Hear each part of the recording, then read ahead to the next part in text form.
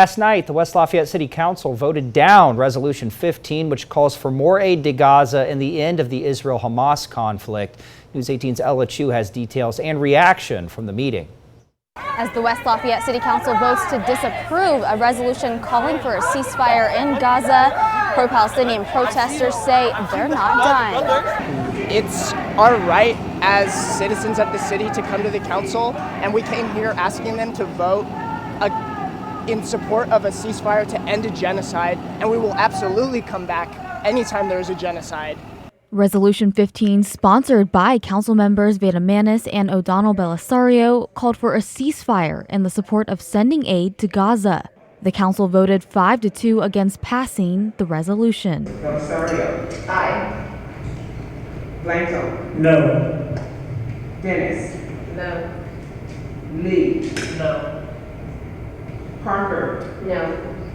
Sanders. No. Veda Manis. The council cited this isn't a local issue. Some council members still personally agree there needs to be a ceasefire. My concern is that if we set this precedent, that our scope of business will just be taken to heights that it's not in our bounds. There is a rise in anti-Semitism and a rise in Islamophobia, and that is very painful. And I want to know what we can do as a city, as a community, to come together and talk about that and not be afraid of each other. Protesters have been showing up to meetings demanding a ceasefire for months. The vote is a disappointment. Very disappointed, I would say. Very, very disappointed. Especially that's been like 4 months of us pushing this. And sadly, they did not even do the bare minimum. We were not asking for something radical, asking for a ceasefire.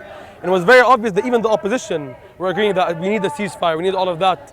And the entire point they were making that it's not a local issue. A lot of the weapons and missiles and drones that are used and kill people in Palestine and Gaza are actually researched and made and have companies, and they happen right here. Alike to those who were for and against the resolution, the main focus is to find ways to work together. The opportunity of bringing a resolution to the council table brings hope, shedding light to the efforts of impact pro-Palestinian protesters have had. There are so many issues, including this one right now, that we feel are so important and that we feel like they haven't heard us on.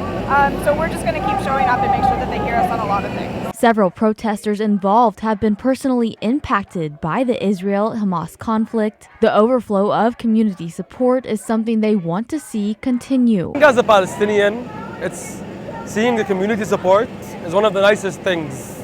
It's very hard to describe the community support, feeling that you have your own community. Especially, I used to think Purdue was my community, a Boilermaker and all of that. And ever since October 7th, that feeling has completely died out. And I think that feeling has been replaced by the pro-Palestinian community on campus, the people that support me, that stick to me. Mel just said something. If you want me to be here, I'll be here. If you don't want me, I'm here to support you.